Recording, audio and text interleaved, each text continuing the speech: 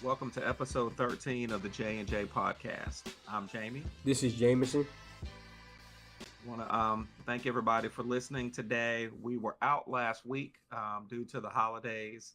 And just to let everybody know that we will be out next week because of New Year's, but we will be back the following week, the week of January 6th, in the new year for a brand new New Year's episode. So please tune in for that.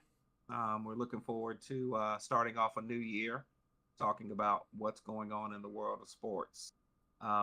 So for today, I think we're going to kick it off with college football. Jameson, SMU, and Penn State. Highly disappointed, given that we're kind of ACC fans. Yeah. But I want your thoughts on SMU and Penn State. I will say this, like you said, really the word to describe that game was very disappointed at SMU. And honestly, I will say I hate to put the blame on him, but Kevin Jennings just overall didn't have a good game. He started to play better in the second half, but it was one of those examples of too little, too late. Because even in that first half, he threw a couple interceptions, really just wasn't able to move the ball down the field. You could tell that the Penn State defense really came to play. And then on top of that, one thing I did hate, though, was, and how people are on, social media, even like the ESPN, all these sports networks, like the different media members, they were all talking about, they were like, oh, does this show that SMU shouldn't have actually made the college football playoff? Like, how would Alabama have competed against a team like Penn State? And I'll just say this, that's a whole bunch of baloney, if you ask me. I totally think SMU deserved to actually make the college football playoff. People forget, even in the ACC championship game, even though they ended up losing to Clemson, that game was literally a nail biter. Came down to the very last drive of that game.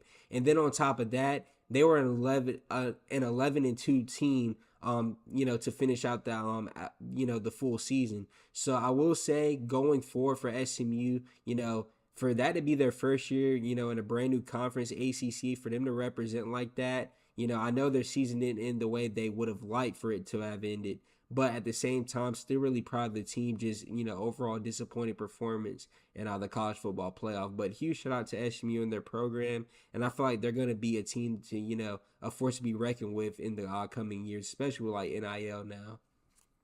Yeah, so I will use the same word. I was a little bit disappointed, but this is their first year in the ACC. Yeah. Nobody was talking about SMU being a football powerhouse. Facts. Let's just be honest. They overachieved. Mm-hmm. I really felt like, to your point, like when they played Clemson, I even talked about it. You could tell they were a little bit shell-shocked from the beginning. Yeah. As much as I don't always appreciate Dabo Swinney, he had those guys prepared because he's been there before. Facts. SMU, this is a new experience for them with their new head coach, and I felt like he was a little bit shell shocked. And I mean, to your point, Jennings, there was one play where it was like 4th and 2. He had the first down, and he could have easily run for it, and instead he threw it. And that was the other thing. He threw it to a wide receiver, wide open. There were a lot of drops in that game. There were. His receivers were failing him. Now he didn't play the greatest, but that one particular play I thought kind of shifted the momentum of the game. Oh, it did. To score right there, they should have scored there. Worst case, he would have gotten the first down, and then they could have kicked the field goal. Fact. But it was a turnover on down. So I'll wrap it up. That particular game, like you. Shout out to SMU. I think they really overachieved this year. Thanks. I think that, given this their first year in the ACC, they're going to be a force to be reckoned with going forward. So, I don't think that it was they should hang their heads. Yeah, I agree. Yes, sir. So now let's shift to a beatdown. Yeah. Lord have mercy. Because what Ohio State did to Tennessee should be a crime. Yeah. And that literally should be a crime in 48 states. Because the only 2 states, I guess, where it's not a crime is Ohio. Thanks. I mean, like it was ridiculous. Ohio and Tennessee might be the only two Yeah, teams. Um, that was a beating, and I want your opinion on it because I really thought that Tennessee was going to have a better showing, I agree. um, or at least keep it close. Yeah. And yeah, it was not even close. Oh no, I completely agree. I was actually watching that game, and I will say this. I'm saying it now. Ohio State is my dark horse to actually win the whole thing. I know this is the first year of that new, the 12 team college football playoff format, but they could easily go down. I know this is going to continue in the future, but they could be the best 8 seed this tournament's ever had. I mean, when you look at their offense, the way they're able to play, their defense came to play. Having Will Howard, he had a phenomenal game. Jeremiah Smith, that brother is special. Like, he's a top 3 wide receiver in the entire country, and he's only a freshman. That brother's insane. And then Quinshawn Judkins, they were able to actually establish a run in that game. And like I said, whenever you can control possession of, the time of possession and then also force stops, on the defensive side of the football, that's a recipe for success. And I remember we talked about this either last episode or the episode before that, but now they play Oregon. And people forget whenever they actually matched up a couple weeks ago, I think it was actually over a month ago. That was actually one of the closer games throughout this entire college football season. So I'm really excited for that game. And I'll be honest, if they can knock off Oregon, which is the number 1 seed, I really feel like the rest of the tournament, like they're not going to lose after that. This is going to be definitely their toughest opponent. So they have a really complete team. I just feel like against Oregon, they have to, like I said, control time of possession, and then their defense has to come to play. If they come to play just like they did against Tennessee, I think they have a strong chance to knock off Oregon and end up upsetting them. But your thoughts as well? Yeah, you actually stole my thunder because I literally was going to say Ohio State now might be my dark horse. Yeah. We've talked a lot about there really not being a team that just stands out. Yeah. And I still think that's the case, but my God, the way that Ohio State, I mean, that was a thumping. Yeah. So I don't have a lot to add except to say that I'm with you. We didn't even discuss this. We had no discussion at all. Yeah. So I am absolutely with you. Ohio State might be my dark horse, and I think they match up well against Oregon. They have the ability to actually control the time of possession. Yeah. Because they've got a balanced attack. And I think that that's what's necessary for Oregon because they can put points up quickly. Yeah. Yes, sir. I think that having a team like Ohio State, if they continue to move forward, and like I said, they are my dark horse. That is a team that I think could match up quite well against Oregon. So I'll move on from them and actually move on to Notre Dame and Indiana. That was actually a decent game. What I'm still kind of trying to wrap my head around with Notre Dame is, can they play consistent football all the way through? There are times when they'll have lulls, and for me, when you're now talking about, and we just talked about them, the Ohio States and the Oregons, can they be consistent enough and put enough points on the board in order to be able to to get a win? So let me know what your thoughts are, because I thought coming into it, I mean, I really, really felt like it was a very even game, and I really didn't know who I would have picked from the beginning. I felt like Notre Dame had a couple of areas where they were stronger, but overall, I thought that it could have gone either way.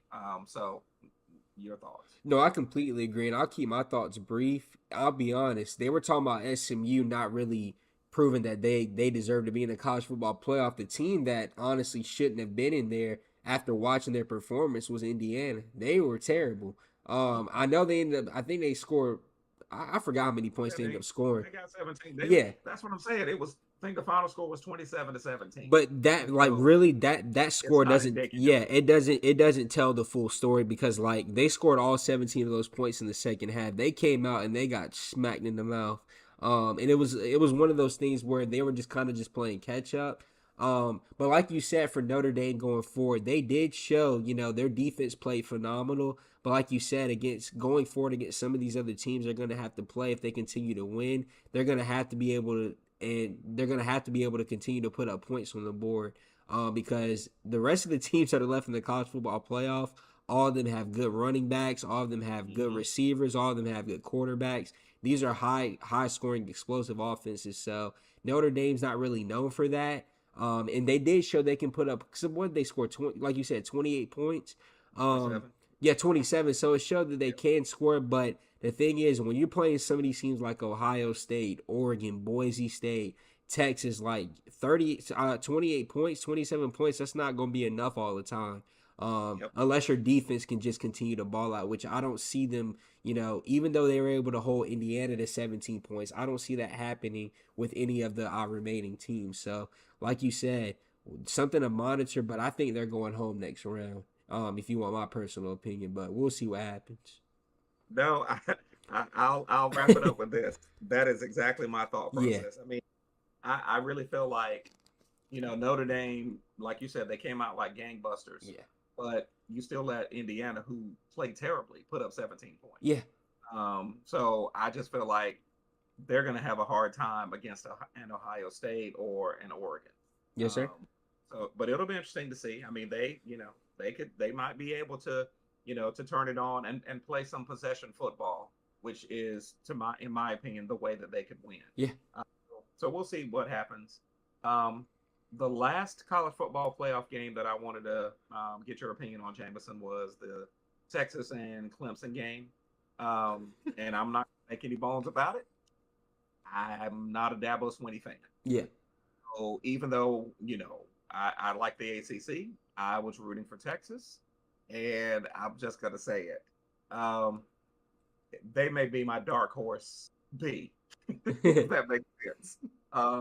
They may be my second choice for a dark horse.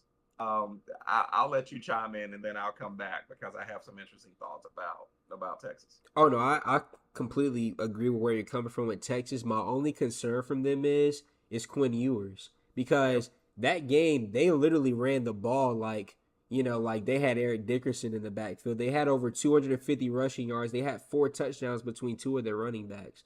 Like, that's a recipe for success. But Quinn Ewers, I mean, he had, I think it was 202 yards, 1 touchdown, 1 interception. That's not going to be enough against some of these top-tier quarterbacks like Will Howard or Dylan Gabriel. Like, Quinn Ewers, he's been that's why they ended up losing to Georgia. He didn't play well enough for them to win. Like, we talk about this all the time.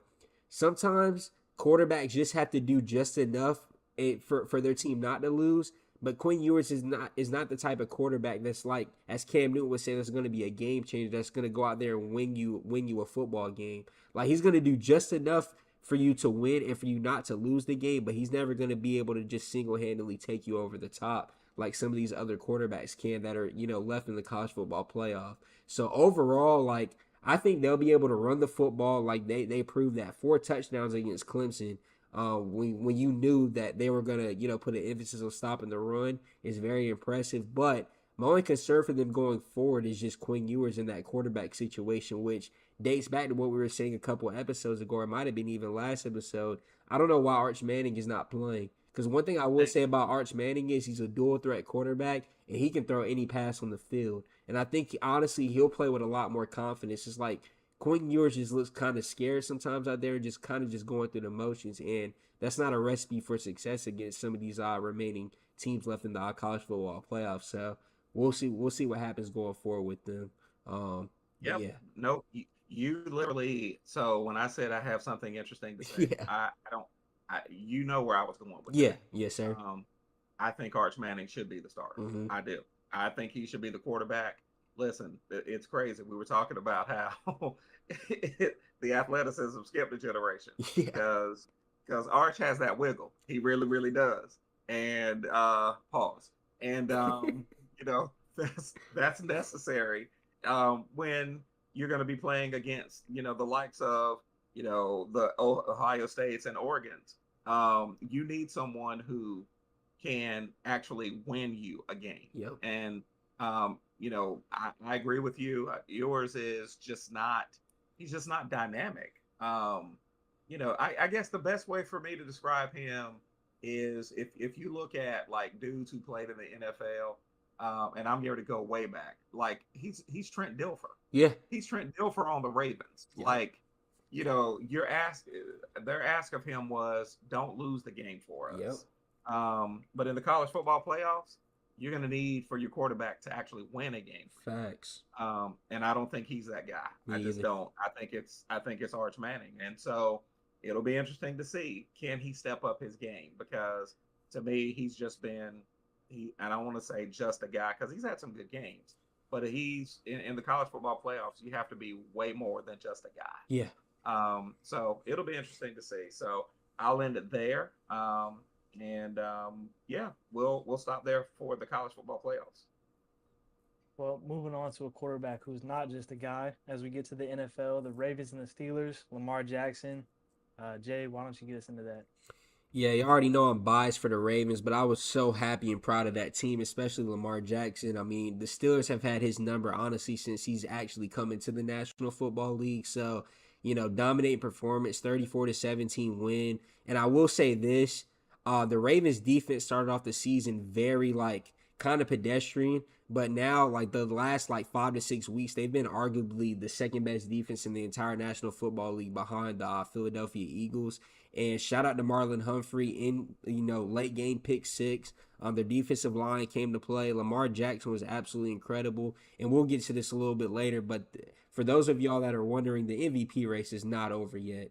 I know people were just trying to write it off a couple weeks ago with Saquon and Josh Allen, but Lamar is still very much in it. He might be the front runner. We'll get to that a little bit later, though. But I will just say this, overall balanced football game on both offense and defense. Lamar threw the ball. He only had that one interception, which he was kind of getting down on himself about that, which I love to see. It's like Lamar's trying to just play clean, perfect football games. I do love to see that.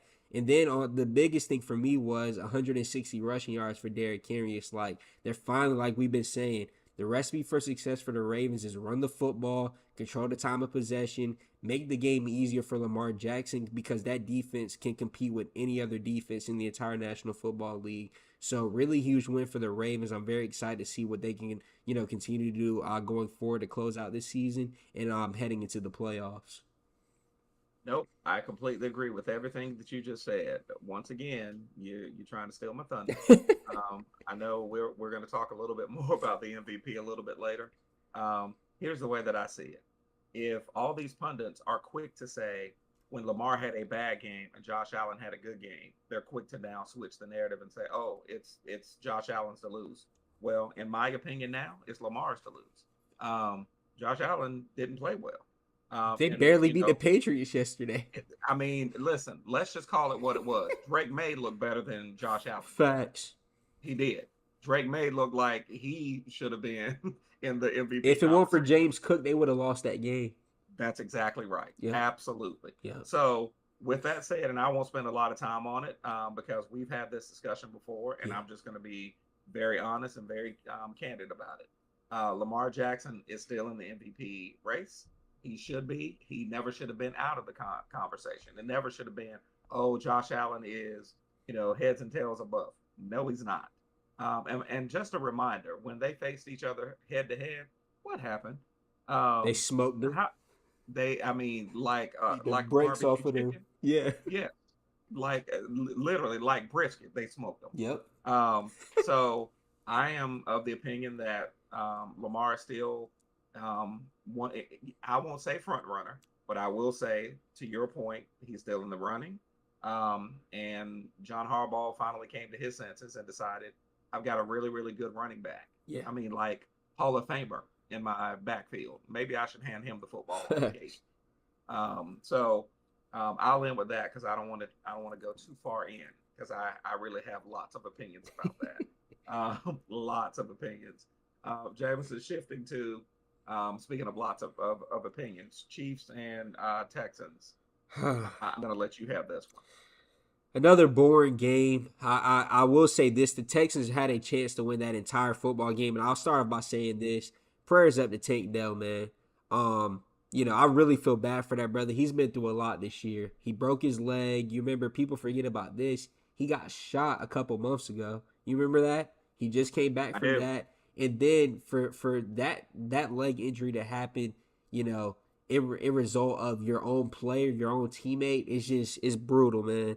So I'm just praying for him and his family, and I hope he has a speedy recovery. And I know people are like trying to clown CJ Stroud, but it's just like that's his best friend. I feel like it showed leadership what, CJ Stroud did after that, sticking up for not only his teammate, but, his brother, his best friend. But I will say back to the actual football game, the Chiefs, they keep finding ways to win. It's honestly very frustrating and infuriating at this point. Patrick Mahomes he really has not played that. This honestly might be the worst season that he's had in the National Football League, and they've only lost one game. Can I just say this? Yeah, At go this ahead. point, he's just a serviceable quarterback. Yeah. That's what he is. Yeah. I mean, like seriously, like he literally walks on the field and it's like I don't have to do much today because between the officiating and because listen, let's just be honest, that's still happening. Yeah.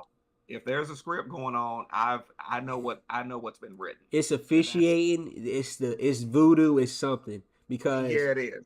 The fact that they keep winning all these games, like at the very end, and all this stuff keeps happening, like Tank Dell getting hurt. The week before that kick, that field goal that they made, you can't even recreate that in Madden. It's just something happens, and like they barely beat the Panthers. It's like something happens every week to where they're just barely getting by and winning football games. And what's nerve-wracking for me is, what they'll do. They'll do this the entire regular season. They just got Marquise Brown back. They just got Pacheco back 2 weeks ago. They might have a chance to get Rashee Rice back. But come playoff time, they'll start putting up 30 points a game. That's what's annoying.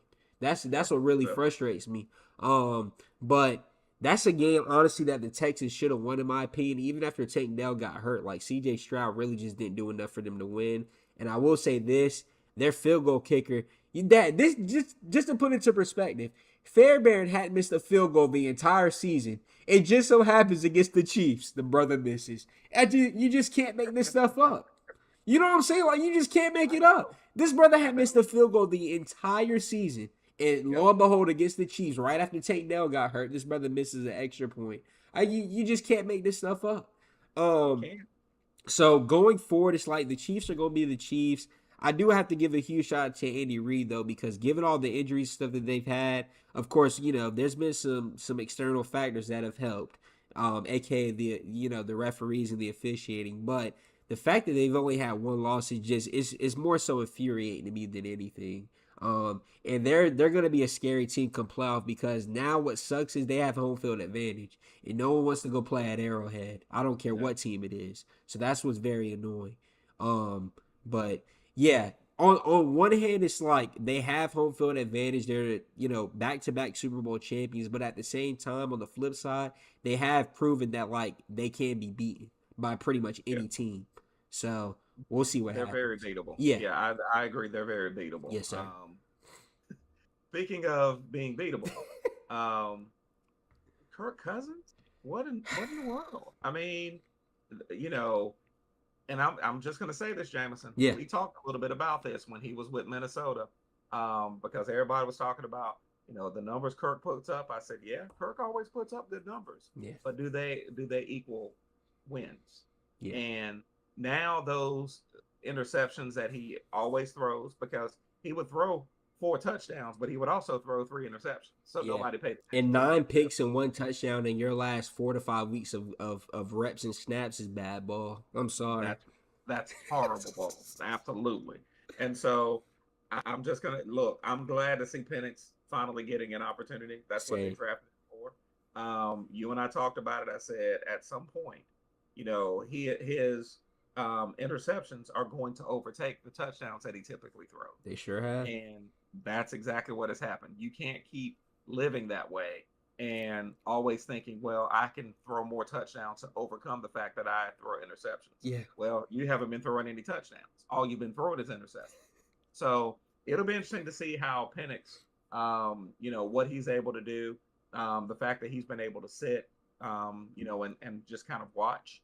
I think people are going to be a little bit surprised, because he's not necessarily a dual threat quarterback per se. But he's very accurate. He can make every throw. That's what I already like about him. Yeah. Exactly. So you've had you and I talked a little bit about him, but you were following him a while back Yeah. because you talked about how he had overcome all of his injuries. Like Yep. he really is somewhat of a miracle. Yeah. So talk a little bit about that and give me your thoughts about the fact that he's now getting his chance and what you think that will turn into. Oh no, I'll be honest. I watched some of their game yesterday against the Giants. They ended up winning 24-7. And I will say, one thing I did notice is they immediately came out and ran the football, which that's what you need to do with a rookie quarterback. Like, you need to make the game easier for him, establish the run, allow there to be some play actions, being able to be set up. Just make the game easier. And what was funny though was they were talking about the receivers having to try to adjust because he's a left-handed quarterback. Yes. The way they catch the ball and stuff. So that's going to be interesting to see it. It didn't really look like an issue yesterday, but another thing that was just kind of confusing to me about the Falcons, first off, they should have never signed Kirk Cousins if their plan was to draft a quarterback with the eighth overall pick. That's where I'm gonna first of all say that, especially not for $40 million a year. You right now paying someone $40 million to be a backup. That is absolutely outrageous. Like that is just think about that. That is like, at least whenever the Broncos are paying Russell Wilson, the brother was starting. You're paying Kirk Cousins $40 million to just sit on the bench and say prayers before the game. That's bad ball. I'm sorry. That's bad. That's terrible ball. But I will say the second thing is for Penix, I actually feel kind of bad for him because now they've inserted him into the lineup where there's all this pressure. Like, the Falcons are still in the playoff hunt. If they win out, they will make the playoffs. So what's going to suck now is he doesn't really have any recipe for disaster. Like, I mean, any room for error. Any room. Yeah. Yes. He doesn't have any room for error because he has no choice. They have to literally basically almost win out to actually win that division to make the playoffs. And, Atlanta Falcons fans aren't going to care that, this is like his first game, snaps, reps, all that stuff. They don't care. They want to make the playoffs, given that roster and stuff and given the expectations and the way they start off the season. But I will say this, they're already talking about cutting Kirk Cousins this offseason, so, they won't take like a $10 million cap cut or whatever. But this could honestly be a failed experiment for them. Paying a quarterback that much to cut him literally after one season, that is absolutely insane. And I will say this, for Kirk Cousins, I wanted to ask you this. Do you think he'll be a starter next year on a different NFL team, or do you think like he might just become like a Joe Flacco thing and just be a backup? What do you think? Yeah, I mean, here's the crazy part. Teams will give him a chance. Yeah. But listen, one of the teams we're going to talk about next, based on what happens with Dak, True. that team would give. Listen, we know who Jerry Jones is. Facts. So I think there's a possibility he'll be a starter somewhere next year. Which is wild because I started thinking about all the teams. I feel like most teams already have a good quarterback or they're just going to draft a quarterback. So it's like you don't want to then again bring Kirk Cousins into, like, for example, the Giants and you draft Shador or like a Jaguars and you draft like Cam Ward or somebody else. You get what I'm saying? So it's just like there's not really a whole lot of and think about it. Like, I heard people saying, what about the Vikings? They have J.J. McCarthy, and I'll be honest, Sam Darnold's about to get paid. That brother's had the best season of his entire career, and, like, the Vikings are rolling. So no, but I still think that there's a possibility that he could. I mean, so I just talked about the Cowboys. Yeah. The expectations that will be back. What if he's not? What if he's not completely healthy? True. When he comes back. You know how Jerry Jones. So you think it could be kind of like a Russell Wilson scenario where in the right situation with the right coach he could start? Yeah, I could see that. Yeah, because I mean, think about look at the Raiders. Yeah. I mean, if you draft like say for example, you just mentioned Shador. If Shador goes to the Giants or to Vegas, do you want him to immediately start? Probably. If you're a smart organization, the answer is no. Yeah. But most organizations aren't smart. So if you're a smart organization, you wouldn't want him to start. True. And you would bring in somebody like a Kirk Cousins and say, hey, just watch him for a year or two. The only other team I could think of would be the Browns. I thought about that. I'm like, they're not going to play Jameis, it looks like, going forward. Deshaun Watson, you don't know how that situation is going to pan out. And I'm like, you got to look at it like this. They have all the offensive weapons. They just need a quarterback. And, I mean, you could bring in Kirk Cousins for maybe like a 1 year, $5 million deal and just let him just – I mean, he's about to get paid regardless. You know what I'm saying? Yeah. So, I mean, maybe that's the situation. But we'll see what happens. Just a wild scenario though overall. We'll see. So, couple of other quick things to wrap up with Yeah. the NFL, and we'll do a quick one with your input on the Commanders and Eagles. Yeah. And then the Cowboys Yes, and sir. the Bucks. Yeah.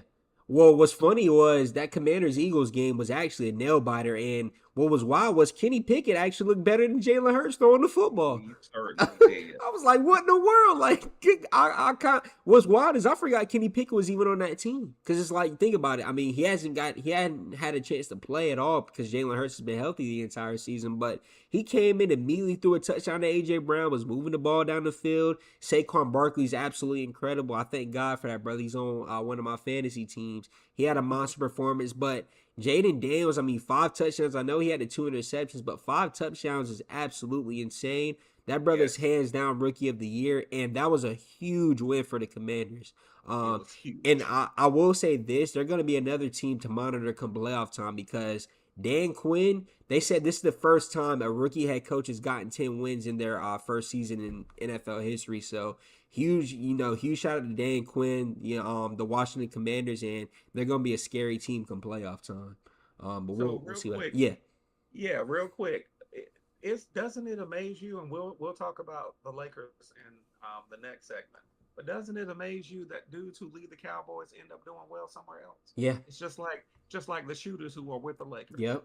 They can't shoot to save their life. Dan Quinn was literally like not on the hot seat, but the defense didn't play good last year. Remember all those questions about, he was the defensive coordinator whenever they lost to the Packers in the playoffs. That's right. And then that brother gets a head coaching job, first year quarterback, all new roster, and they literally are about to be in the playoffs. Exactly. Yes. With a rookie. With a rookie quarterback. The rookie of the year. That's right. Exactly. Outrageous. Yes, it's the curse of the Cowboys. Yep. Speaking of them, that was an insane win yesterday though against the Buccaneers, and I will say this: that might be the worst loss the Buccaneers have had this entire season because they're still fighting right now. They're in the hunt to make the playoffs, and losing to Cooper Rush. And I will say this: God. Cooper Rush had a good game, but I got to give a huge shout out to that secondary. That might have been the best single game secondary performance I've seen throughout the entire season. What their safeties were able to do, especially Deron Bland, that play that he made at the very end of the game, stripping the ball from what's their running back's name? Rachaad White. That was one of the wildest plays I've ever seen in my life. So huge shout out to the Cowboys defense. And I will say this, for them to come out and play like that and give effort, and they knew nothing was riding on that game. They already weren't going to make the playoffs. I got to give a huge shout out to that franchise. And that might be a game where, I don't think he should keep his job, but Mike McCarthy is probably going to end up being the coach for the Cowboys next season, the way they're playing to close out the year. Dude, I literally was about to say that. We're just thinking alike, man. Yeah, this cat has bought himself another year. I know. How, Sway? How? Like, what in the world? This dude has to be part cat. Yeah. Because he's got 97 lives. How? I'm looking at Mike McCarthy thinking, oh, you are getting the boot. I actually thought, maybe mid-year you might get the boot. Dad, you got to remember, Micah Parsons literally publicly called him out less than 4 weeks ago. And now we're already talking about that brother he'll probably be back next year. It's insane. But you know what? Good for the Cowboys. Facts. Good enough for him. Good enough for him. You get what you deserve. All right, last topic for the NFL. Yeah. Garrett Wilson. Yeah. Listen. I'm gonna say how I feel. Look, it is what it is. Yeah. Aaron Rodgers, dudes don't like to play with him. No. Let's just call it what it is. Devontae Adams might be the only cat, and I think that if you really were to ask him behind closed doors, he'd probably have some choice words as well. Oh yeah. Garrett Wilson wants out. I don't blame him. And I want, so tell me what you think about that. No, I'll say we are 1,000% on the same page, and I feel bad for him because heading into the season, he was supposed to be the number one guy, put up crazy fantasy numbers, help them win football games. And ever since Devontae Adams has got there, it's like Aaron Rodgers doesn't even look his way. Like, I watched some of that game briefly yesterday, and they're like slant routes, post routes where he's wide open, creating separation, and Aaron Rodgers fails to get him the ball. It's like his only target has been their tight end in Devontae Adams. Ever since they got him a couple weeks ago via trade. So my thing is with the Jets, is just like, if it were me and I'm the GM, I would get rid of Aaron Rodgers before I got rid of Garrett Wilson. But that's probably not what. Literally, I can already tell you what's going to happen. They're going to bring Aaron Rodgers back. Devontae Adams is going to be back, and they're going to trade Garrett Wilson, which they should do the polar opposite. I would keep Devontae Adams. I would keep Garrett Wilson and go get Kirk Cousins. Honestly, at this point, if we're being honest, because all they're missing, they have Breece Hall, they have all those offensive weapons, but Aaron Rodgers has been god awful. So I don't blame Garrett Wilson for wanting out. And trust me, there are going to be a lot of teams this offseason, whether it be the Ravens, a team like the Panthers, like there are going to be a lot of teams that are going to be lining up trying to get Garrett Wilson. So I don't blame him. Good enough for him. I hope he actually gets up out of there. Poverty franchise. Me too. Man, listen, you literally named the two teams that I was thinking about. Yep. The Ravens and the Panthers. Now, again, we'll have to see. Yeah. The Panthers. Facts. I think the Ravens, might actually try to do it, but the Panthers going to get him is too much like the right thing. If I'm the Panthers, man, I find a way to go get Travis Hunter in the draft, whether you got to try to move up a pick or whatever you need to do, and then go out there and try to get Garrett Wilson, bro. Just give up the haul for that nigga. I don't care. You got to go get him. Absolutely. All right. I think that's it for the NFL. We'll wrap that segment. Yeah. I'm looking at our notes for this podcast. I don't even have anything witty to say. The Bucks beat the Thunder. Just go ahead. I'm a mute for this. I can't well, yeah. You go ahead now. We know why Zach is muting. The Thunder are his squad. And y'all shot like the Carolina Tar Heels have been shooting their first 6 games. Like, where did the Thunder's jump shot go? My God, that was horrendous. Yeah. Listen, Shake. I know that when Chet comes back, it's going to be a whole lot better. And I'm sorry, Zach. I'm rubbing salt into the wound. I apologize, but I wasn't used to seeing the Thunder shoot like that. Like, I was dumbfounded. I know Giannis played well, and Dame had that look. I think he literally had a watch. Like, I don't know if it was an Apple Watch or if he had a Seiko. I'm not sure what it was, but he had that watch on, and it was definitely. He had to buzz down protect that game. Yeah. I ain't gonna hold you. Absolutely did. So yeah, Jameson, go ahead and make Zach feel bad. Well, what's wild was I watched that entire game, and at halftime, the Thunder were only down 2, and they had only made 1 3 the entire first half. And I literally said to myself, I said, they're in the perfect spot. I said, there's no way they only made 1 3 and shoot as poorly as they did in the first half. In the second half, they found a way to shoot worse.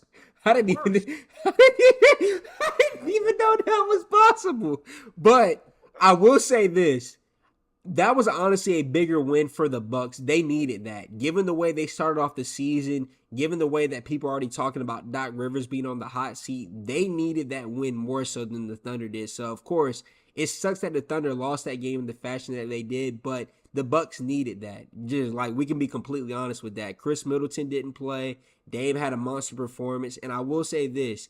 You can tell that game by game, Dame and Giannis are starting to build chemistry, and it's honestly become kind of scary for a lot of the other teams, especially in the Eastern Conference, because if Dame and Giannis both have it clicking and the way that team is set up with just having shooters around the perimeter, that team's going to be scary come playoff time. Like, I don't care if it's the Celtics, the Knicks, they're not going to want to play against Milwaukee come playoff time.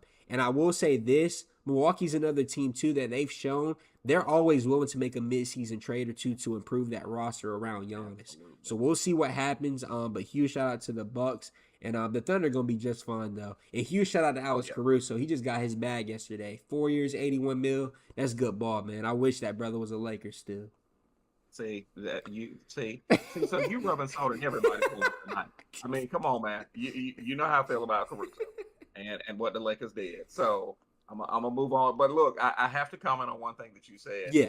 Like, Doc Rivers better think Listen, he better thank his lucky stars that Dame and Giannis, because the only seat hotter is in Hades right now. That's crazy. This listen, Satan's seat is the only one warmer than his. Yep.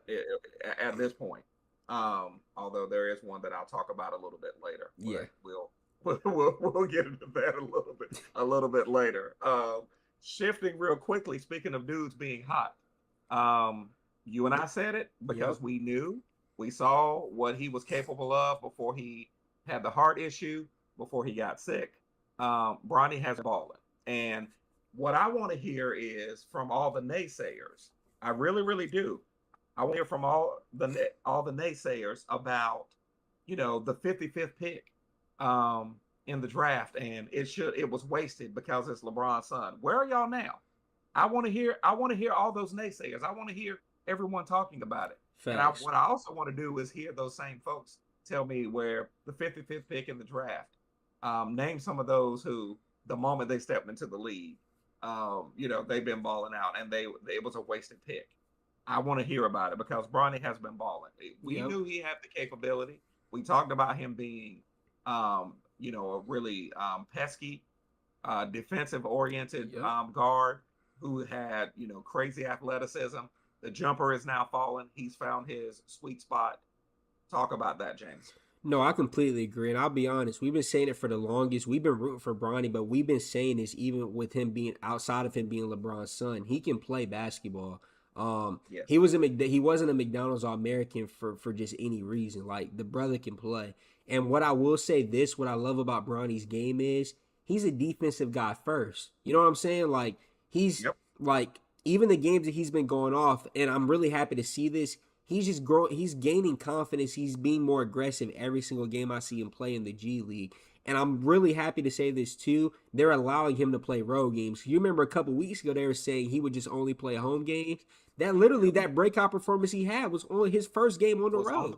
His first game on the road. So he's shooting the ball with confidence. He's attacking the basket with confidence. He's playing really good defense. Like the last game I watched him play, he either had 3 or 4 steals, which is like, it shows he's playing aggressive on both sides of the basketball. So I'm just very happy what I'm seeing for Bronny, and I'm telling you, give him another 1.5 years, 2 years, he's going to be a really good, solid NBA player. And I'm happy that he can eventually get caught up to be on the Lakers' full roster and keep playing around. He might end up taking somebody's spot right now on this roster this year, especially from a defensive side of the basketball. They need to switch out Gabe Vincent and Bronny immediately. Facts. Tonight, like literally, they need to tell Bronny, you come on up and tell Gabe Vincent. Ni hao, Wong Dong Tiger. Wong Dong Tiger. Exactly. Like seriously, I'm sick of that dude. Yeah. I'm sick of him. Yep. So that's a segue to Lakers talk. Because I mean, we're starting to sound like a broken record. Yeah. We really are. But it's annoying. Rob Pelinka. And listen, just a reminder to you and Zach, I told y'all it was probably 2nd or 3rd episode. You said around Christmas time, you would know. I said around Christmas time, I would know. And I said, once Christmas came and went, by the beginning of the new year, I would let you know then. I said I would be able to tell whether or not I'm going to continue to watch Lakers basketball or not. So guess what? Unless something changes, I won't continue to watch. I don't blame you. Because you're wasting AD, you're wasting LeBron. You're just wasting them. Yep. And it's sad to see. AD has been playing through plantar fasciitis. Dude has been balling. And as much as I have those nights where I'm like, man, see, he didn't come to play. No, he's playing through a whole bunch of stuff. And you haven't helped him all season. You haven't helped either one of them all season long. So I'm not going to go in like I really want to. Your turn, Jameson, because I'm sure you have something to say. Oh, no, I'll keep it brief. The biggest thing that's ticking me off is hearing all these trade names and rumors, whether it be Cam Johnson, Dorian Finney-Smith, Dennis Schroeder was a name. You see what the Warriors did. They pulled the trigger on that, got that brother for 2 second-round picks and DeAnthony Melton. It literally just it makes me fume because it seems like the only GM that Rob Pelinka can talk to is the Washington Wizards GM. Because even right now, they're saying that the trade that we're more than likely going to make is trading with the Wizards and getting Jonas Valanciunas and Malcolm Brogdon. And it's like, bruh, is that the only team he can trade with? Think about it. Really? Outside of the Minnesota trade, you traded with the Wizards to get Rui. You traded with the Wizards. My fault. You traded with the Wizards to get Rui. Now with this, of course, I love us getting Jonas Valanciunas, but you had a doggone chance to get that brother in the offseason for the mid-level exception. LeBron literally tried to take a pay cut, and all he got was 3 years, $30 million. $10 million, which is the mid-level exception. It just blows my mind. So now, instead of you signing him in the offseason, adding him to the roster we already have, you're now probably going to have to give up a D'Lo. Gabe Vincent, I want that brother up out of there regardless. Yes. But literally, instead of being able to sign him and just add him to the roster and save that player capital or that draft capital, we're probably going to have, and like I said, I would love Malcolm Brogdon. But when there's names out there like Cam Johnson and Dorian Finney-Smith, it's like, bro, just trade for those two dudes. We'll figure out the rest, bro. Because I will say this, every shooter thrives with LeBron. And Dorian Finney-Smith, he is a 3-and-D player. We need that right now. You literally have Cam Johnson, who is a top 10 shooter right now in all of basketball, putting on a tear, and then Dorian Finney-Smith being able to complement that with some of these lineup combinations, especially against a lot of these Western Conference teams that just have ball-dominant scorers. That's the type of guy you need to be able to place on the Luka Doncic of the world, the Kyries, all these Western Conference guards. So it's like, bruh, make a trade outside of getting Jonas Valanciunas and Malcolm Brogdon. Malcolm Brogdon got to be 58 years old. You know what I'm saying? It's like, he's been in the league for the longest, I feel like. My God. Listen, Malcolm Brogdon played with Dr. J. Facts. Listen, he was on the Philadelphia 76ers with Andrew Thomas. I ain't going to hold you. He played against Bob Cousy and John Havlicek. That's how old that brother is. I mean, I'm not even trolling. I'm with you. It is ludicrous to be having that kind of conversation. Look, at this point, I'm with you. Cam Johnson is balling. Like, yes. I mean, I think he had 35. And you know what's going to happen, too? It's going to really infuriate me. They've mentioned that one of the teams that's been rumored to try to go get him has been the Thunder. They going to mess around and let the Thunder get him. Watch. Yes. Listen, I expect that. I expect that to happen because the Lakers have literally Rob Pelinka has literally sat on his and watch Sam Presti go finesse him for a first-round pick and a backup player. I guarantee it. Oh, absolutely. I guarantee it. And that player is going to end up being whatever pick they end up getting. That pick is going to turn into an all-star in 3 years. Facts. Even with the Wizards, to bring it back up with Rob Pelinka, he traded all those players to the Wizards for Russell Westbrook. It's like the only team he can trade with is the Wizards. He can't talk to no other GMs. I forgot about that. You're absolutely right. It's just nasty work. And here's my thing. Listen, you and I have been talking about D'Lo, and then we'll move on. Yeah. We'll keep rambling. But the truth of the matter is, as much as we've been on D'Lo, Malcolm Brogdon is not an upgrade from D'Lo. He's not, especially offensively. Right. So you go get Dorian Finney-Smith, go get Cam Johnson. And at this point, just let AD continue to play the 5. I don't want Valanciunas if all you're going to get along with him is Malcolm Brogdon. Yeah, that's bad ball. That's bad ball. That is terrible ball. That's stinking ball. That's funky ball. I'm almost about to go too far. No diddy. No diddy. So, speaking of being on a tear, though, Karl Anthony Towns. Hey, I'm going to be honest. Karl Anthony Towns, I owe you an apology, bro. No. I remember I said, I owe you an apology. I owe Karl Anthony Towns an apology. I owe Jordan Woods an apology at this point. Karl Anthony Towns, I apologize, my brother. I said whenever that trade first happened, it was going to be equal for both sides. The Knicks fleeced the Timberwolves. Lord have mercy. Karl Anthony Towns, he went from the second option on that team. He's the best player on the Knicks right now with all the talent that they have. He has been carrying that team. And then for him to put up the performance that he did the other night in his first game back in Minnesota, he was on a tear. He was ripping him a fat one. I mean, my God, shooting threes, couldn't miss, crashing the boards. He made Rudy Gobert like a backup center. It was really what he is. I mean, really he is. Yeah, he's a fraud. He's a fraud. But I will just say this. I got to give a huge shout out to Karl Anthony Towns. And the way that the Knicks are playing right now, like, it's going to be scary when Jalen Brunson finally gets it going like we've been able to see him do, especially last year. And Mikal Bridges is getting more and more comfortable. But Karl Anthony Towns, man, he's been absolutely incredible, and the Timberwolves have been terrible this year. It seems like every game I'm seeing afterwards, it's like Anthony Edwards is like, we don't have chemistry. He literally said the other day, he was like, we don't have an identity on offense. And it's like, it shows. It's like with Anthony Edwards, if he doesn't get 35 plus, they don't even have a remote chance to win any basketball game. It's bad. So, but huge shout out to Cat, man. Shout out to the Big Bodega. So, yeah, that look. When I heard that nickname, I was like, I'm gonna leave that alone. Yeah, it's not my favorite. But I'm not one of those brothers to say I told you so. I'm not. You were right, though. But I told you so. Yeah, you did. I told you Julius Randle's game does not suit what Minnesota likes to do. He wants to have the ball in his hands too much, and I have to give Charles Barkley credit for this. The other night, he talked about it before that game started. He said, what Julius Randle cannot come out and do is shoot the ball a whole bunch. Get off. He needs to let the game come to him. He said, because when he does that, it doesn't allow Anthony Edwards and the other guys to get involved. He scored 21 points in the first half. And when after he scored that 21 points in the first half, I was like, are you kidding me? Because after that, I think Anthony Edwards went into halftime with 4 points.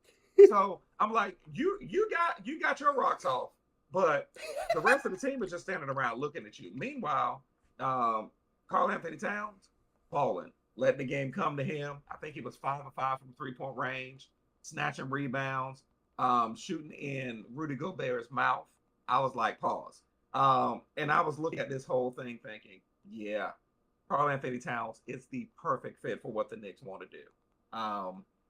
Goes after the rebounds, offensive rebounding.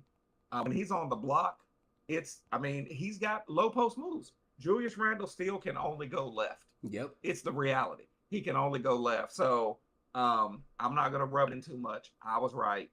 And, I'm just going to leave it at that. Yeah. And so, but with that said, we're talking about having fun watching some of these games. One of the things that you and I have been kind of talking about, off the air is NBA ratings being so low. Yeah. And so I'm just going to give you one thing that I think is a problem. And it's because the NBA has gotten greedy. It's all about capitalism. You can't watch good NBA games now unless you pay for a streaming service. Facts. That's a major problem. Now we can talk about the product itself, but now it's almost like watching pay-per-view boxing. Facts. Or you better get on StreamEast. Oh, exactly. Or you better have a good VPN. Facts. Facts. Yeah.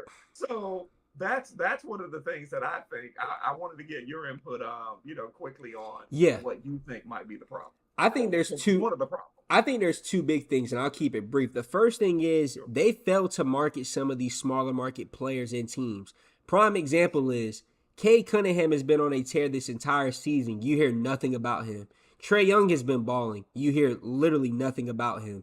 Even a team, they're number one in the West, but the Oklahoma City Thunder aren't marketed enough. Like, how do you have a superstar like Shea? You have a young roster like that, a coach that was literally in the G League, and you fail to market that as an NBA story and some of these players and stuff that are on that team. And then, like, another example is the Houston Rockets have been on an absolute tear, and you fail to market a team like that. It's like, as you know me, I'm a diehard Lakers fan, but it's like the Lakers shouldn't be getting talked about more than the Houston Rockets or Cade Cunningham or Trae Young this season. It's like that just shouldn't be a thing, and it continues to be a thing year in and year out. And then the second biggest issue to me is there's absolutely no defense being played.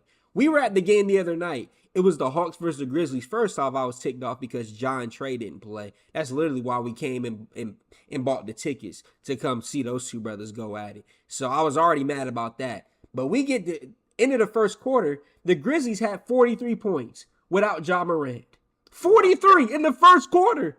We got the halftime man put up over 70. I said, this is a problem. Ja Morant won't even play. Their best player, who almost averages a little under 30 a game, he didn't even play. They had 72 points at halftime. That's a problem. Every NBA game, there's no defense being played whatsoever. So it's like every game, all the good games, you can't get on TV, Or if, for example, for me, if I want to watch the Lakers, I got to stay up till almost midnight, 1 a.m. to watch them give up 135 points. That's bad ball.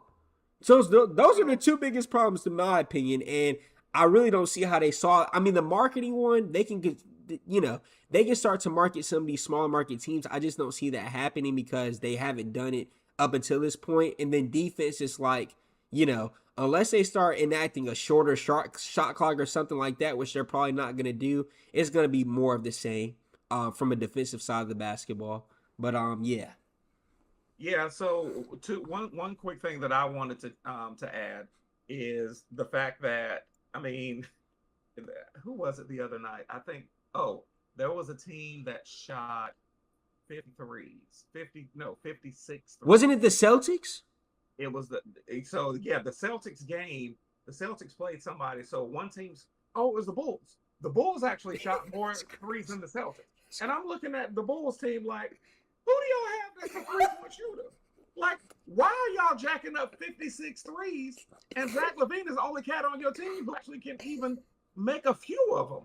So that's ugly basketball. That's the other part of it. And then to your point, they're not marketing those teams, but they're also not marketing younger talent. Yep. Right now, they're so focused on, I mean, look, LeBron is older, Steph is older, Kevin Durant is older. And to your point, the Cade Cunninghams, the Jalen Greens, the Shays, the Trae Youngs, the Trays, the Ja. Now we know about Ja and those smaller markets. Even someone like Jalen Williams on the Thunder, like no one talks about him like that. And it's like he's an all-star this year and no one talks about it. Exactly. That's really, really. Yeah. I mean, that to me is part of the problem as well. So, I just think that at the end of the day, because of their greed, the NBA's greed, now, of course, they course corrected with, inside the NBA, with the. Thank God they did. As far as the NBA, still the ESPN still picking them up, so I'm thankful for that. But I just feel like their greed, the fact that you tried to make it so offensively minded, that you've taken away the ability for teams to play defense and actually see somebody get locked up. That's why the All-Star game has been horrible for the past several years. And that new format that they're talking about. Yeah, having a rising start, 3 teams, it's like, bro, you going from bad to worse. Like exactly. So, Zach, can you? I mean, we're gonna wrap it up. Can you go ahead and transition us to the last couple of topics, please, sir? Yes, sir. So we got moving the needle as always. Jameson, what moved it for you? I know it's definitely not that Grizzlies Hawks game. Oh, absolutely not. What moved the needle for me this week was the UConn and University of Southern California women's basketball game that took place Saturday. Huge shout out to Paige Beckers, but the biggest shout out got to go to Juju Watkins. Everybody knows I'm a huge Juju Watkins fan. I had that game circled on my calendar. Like, I was literally sitting there watching that game on my phone while we were at the Hawks game. I was that invested in it, but that was such a good game. I mean, USC had like a 20-point lead. UConn came storming all the way back. Paige Beckers had a monster second half. Juju Watkins, though, they made the plays they needed to down the stretch. Huge shout out to Juju Watkins. And I will say this is no shade to Caitlin Clark or nothing like that, but I'm glad that Juju Watkins is starting to get marketed like how Caitlin Clark has been the last year and a half, because she flat out deserves it. She's only a sophomore, and it honestly sucks. We've talked about this too, that she's good enough to, right now, if she entered this upcoming year's draft, she should be the number 1 pick, hands down. It sucks she has to sit there and play another 2 years of college basketball before she can even go to the WNBA. But it's actually going to be a blessing in disguise for her, because with all the NIL stuff that she's doing right now and all the contracts and like sponsorships that she has, she's probably going to make more money in college than she will in the actual professional. So huge shout out to Juju Watkins and what they were able to do on Saturday. Nope, I totally agree with you. And to your point about Caitlin Clark, if Paige Beckers hadn't gotten hurt, facts. That's just the reality. And she's going to be the number 1 pick too this upcoming year. So shout out to her. No question. So what moved the needle for me? It's twofold. And Jameson, you know where I'm going with this. Y'all know that I'm a homer for the Tar Heels.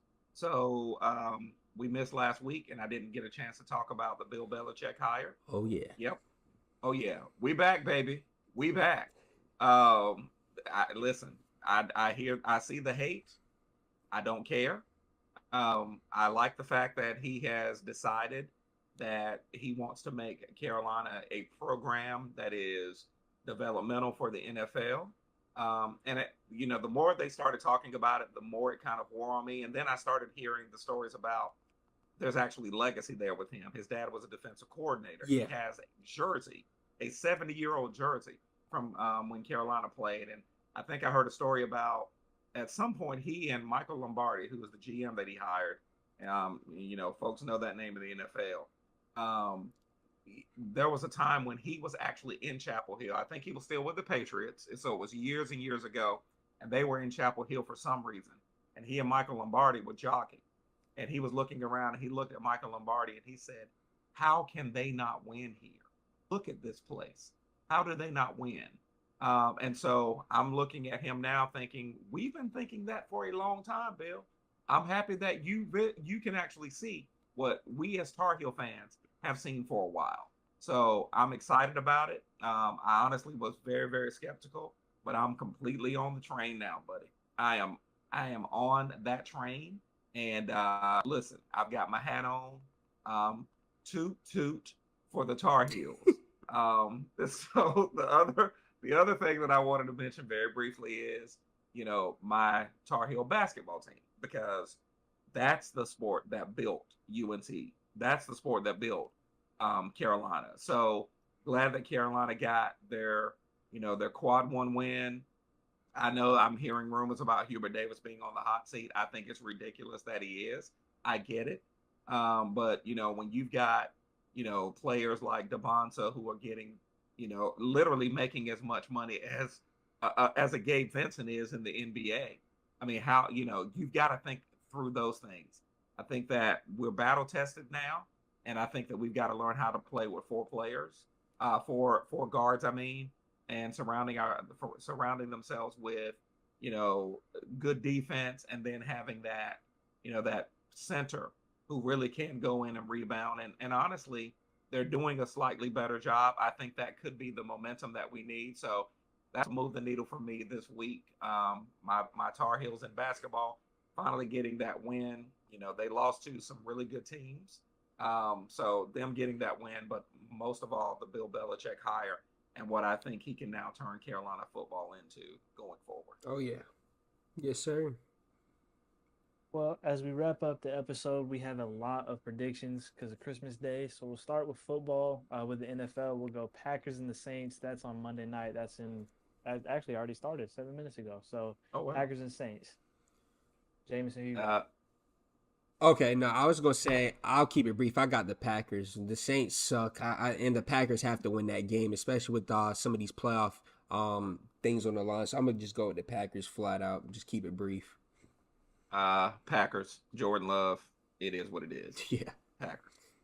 All right, Christmas Day games. Ravens and the Texans. We'll start with that. I got the Ravens, man. Shout out Lamar Jackson. He's going to put up another MVP performance, especially some playoff implications are on the line in that game, too. I think Lamar Jackson balls out and they win that game. So I'm going to pick the Ravens.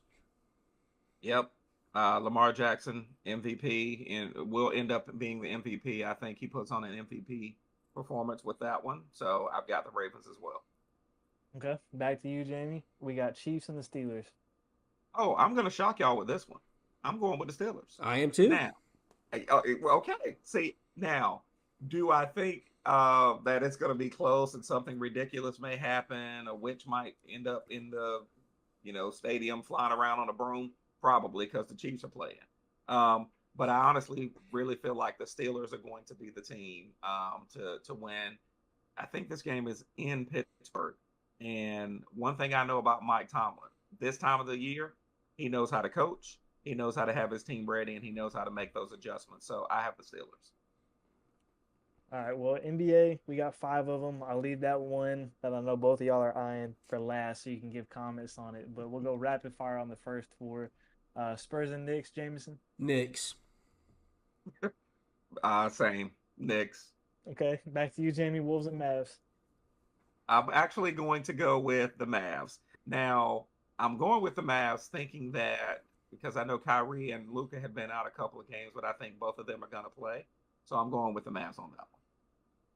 I'm taking the Mavs as well. The Wolves have literally no offense right now, so I'm gonna go with the Mavs.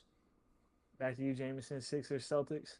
I'm taking the Celtics. Joel Embiid may or may not play. Paul George has been terrible, and yeah, I'm gonna take the Celtics.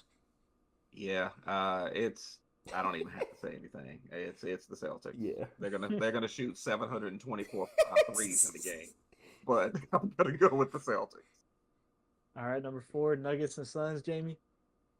I'm actually, yeah, I'm going with the Nuggets. Listen, Suns don't play defense. Jokic is going to have a field day. I mean, and when I say he's going to have a field day, literally, he's going to have a field day from the field. He's going to have a field day. So yeah, I'm going with the Nuggets. I completely agree. I think Jokic's gonna have a 30-point triple double because Yusuf Nurkic absolutely does not. He's gonna. I feel bad for him getting that as your Christmas gift. Having to guard Jokic is bad ball. So I'm gonna take the Nuggets. He's literally gonna get bullied. Yeah, that's upset on Christmas Day. That's unfortunate, man. And then lastly, Lakers and the Warriors. Go ahead, Jameson. You already know who I'm rocking with, bro. As long as Anthony Davis plays, I'm taking the Lake Show, baby. We gotta get that dub. I'm with you. And listen, the way that the Warriors got beat earlier this was it, oh my god. It was what, Friday or Thursday? I think it was Thursday. Steph with 2 points. Yeah. So listen, they have no answer for AD if he comes to play. And I shouldn't say if, when he comes to play. So it's Lake Show for me. Now I hope that D'Lo, because he actually should have, I think he should be motivated. I'll put it that way, because he's playing one of his former teams. So I think D'Lo will actually have a good game and could be the X factor in that game, because Steph is going to come out balling. It's Christmas Day, and Draymond won't have another triple single. So exactly. I pick us to win that game. He's going to have a double single. That's what he's double single. So awesome. Well, look, that's going to wrap up this week's podcast. Just a reminder, we won't be here next week, but we will be back the week of January 6th, bringing in our New Year episode. So look forward to seeing everybody in the new year. Happy holidays, Merry Christmas, all that good stuff. And we'll see y'all in the new year.